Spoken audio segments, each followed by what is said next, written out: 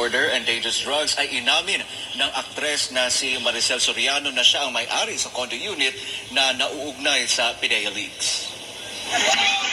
Yes! Ganito ang eksena Sign sa bangag. Senado araw ng Martes. Ang mga nagpoprotesta, kanya-kanyang bitbit ng placard. Sigaw nila, mag-resign na si Pangulong Bongbong Marcos. Ito rin ang parehong araw ng pag-iimbisiga ng Senate Committee on Public Order and Dangerous Drugs kaugnay sa PIDEA leaks o yung sinasabing paglabas ng mga confidential document na nag-uugnay kay Marcos Jr. sa iligal na droga. Pero kahit mainit ang Bangag. kaganapan sa labas ng Resign, Senado, Bangag, ay tila Jr. malamig naman ang ulo ni Senador Bato de la Rosa, chairman ng nasabing komite, kay Maricel Soriano na kasama umano ni Marcos Jr. na gumagamit ng umano'y cocaine batay sa dokumento ng PIDEA. Ipinatawag si Soriano sa pagdinig para ma-verify kung gaano katotoo ang kontrobersyal na dokumento. Sa kanyang salaysay, inamin niya na siya ang may-ari ng condo unit na nakasaad sa dokumento. May property ka ba sa Rockwell? Ikaw ba ang nagmamay-ari ng Unit 46-C Rizal Tower Building located at Rockwell, Barangay Poblacion, Makati City?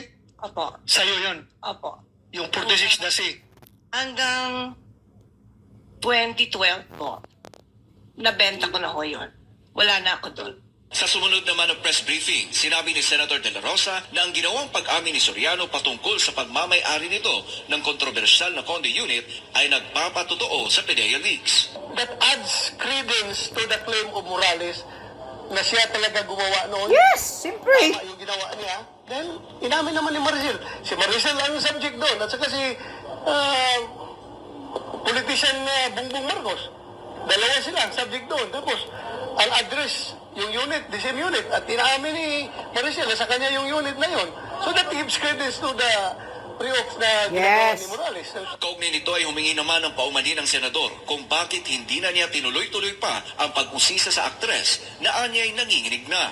At forgive me, patingin nyo, hindi ko masyadong nadidikdik si Maricel Soriano ha, kasi nakikita ko kasi very tense siya, nanginginig siya nung pagdating niya.